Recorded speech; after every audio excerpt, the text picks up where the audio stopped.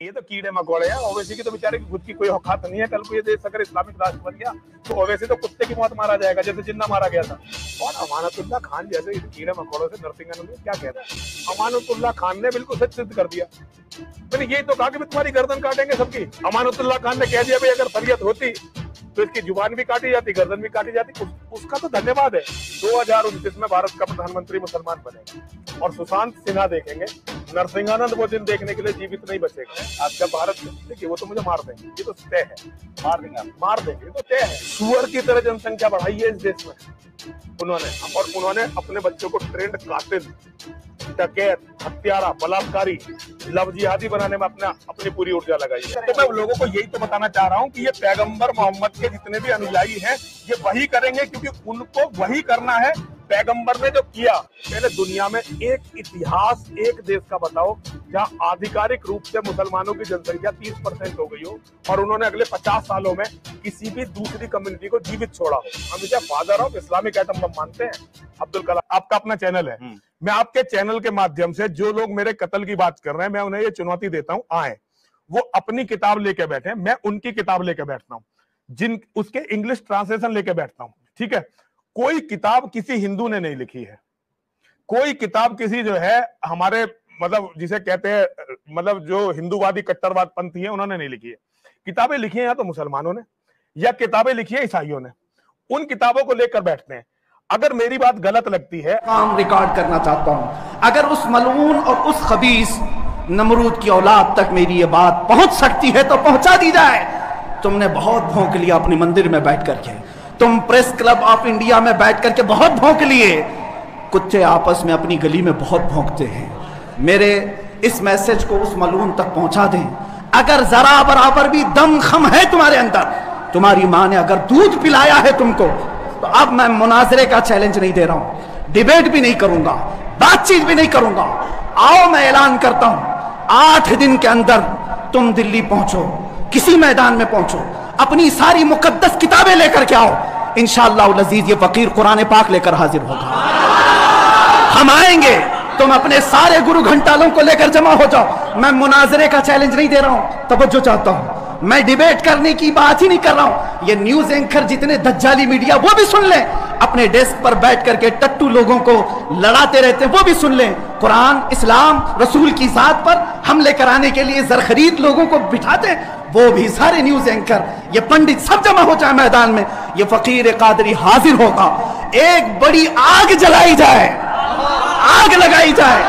मैं उससे कहता हूं मैं भी आग में दाखिल होऊंगा, तू भी आग में दाखिल हो जा। जो सलामत रहेगा उसका दीन हक पहचाना जाएगा।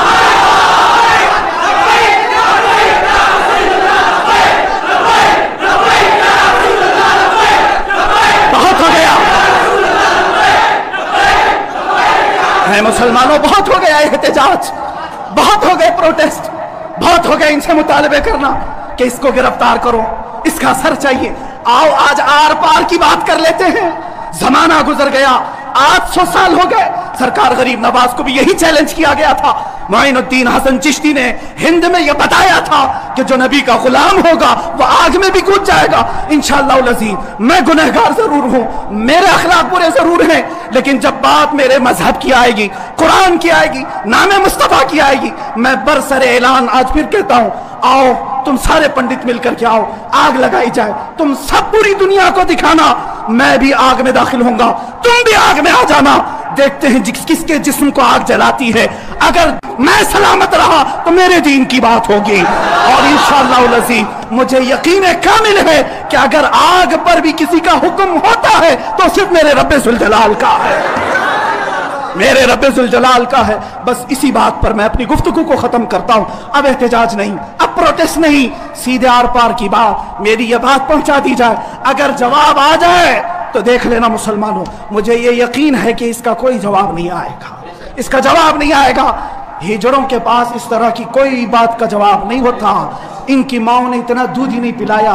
ये जरखरी अपने इलाके में बैठ करके भोग तो सकते हैं, लेकिन आओ मुबाहिले की मैं दावत दे रहा हूं, मुबाहिले की दावत। कुरान ने भी मेरे मुस्तफा को मुबाहिला करने का हुक्म दिया था।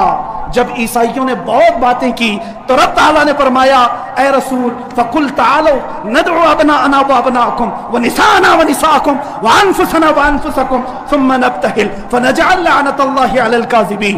اے رسول ان کو بلا لیں, آپ اپنے بیٹے بیٹیوں کو لے کر کے آئیں, اپنی عورتوں کو لے کر کے آئیں اور خود جائیں اور ان سے بھی کہیں کہ تم بھی اپنے بیٹے بیٹیاں لے آؤ, اپنی عورتیں لے آؤ. بیٹھیں گے میدان میں, اللہ سے دعا کریں گے کہ جو جھوٹا ہے اس پر لعنت بھیج. اتنا ہی میرے آقا کو حکم آیا تھا.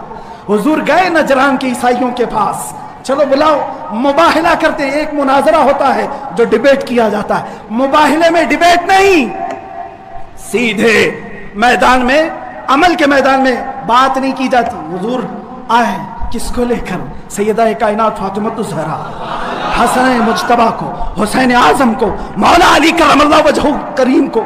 5 لوگ آئے تھے. نجران کے عیسائیوں نے پہلے تو مان لیا تھا چیلنج. جب یہ نورانی چہرے دیکھے تو عیسائیوں کے ایک بوڑھے پادری نے کہا اے نادانو, کس کو تم نے مباہلے کے لیے بلا لیا؟ اگر اس رسول نے ہاتھ اٹھا دیا تو قیامت تک تمہاری نسلیں باقی نہیں رہیں گی. اور مجھے میرے مصطفیٰ کے اس مباہلے کی برکت سے یقین ہے, لیکن میرے مصطفیٰ کی نسبت میرے ساتھ موجود ہے, میرے پیر و مرشد کی نسبت میرے لیے کافی ہے. انشاءاللہ العزیز مباہلے کے لیے فقیر حاضر ہوگا. جواب آ جائے اے سنی مسلمانوں انتظار کرو, اب لڑائی آر پار کی ہو جاتی, دیکھا جائے گا کس کا دین حق ہے, کس کی کتاب حق ہے, کس کا رسول حق ہے. اسی بات پر خاتمہ ہوگا. وآخر دعوانا الحمدللہ.